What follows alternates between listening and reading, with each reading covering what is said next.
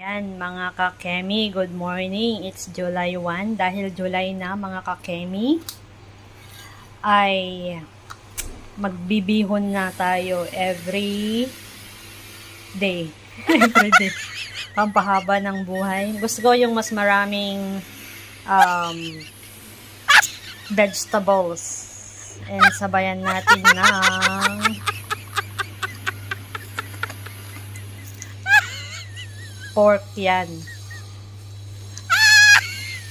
Siyempre, yung pork natin mga kakemi, ilalagay natin. Yan. Tapos, lagyan din natin ng yung spring onion kanina na nilagay ko. Yan. Gusto ko yung mas madaming gulay. Ayan. It's July. Yummy. Bihon. Ang sarap.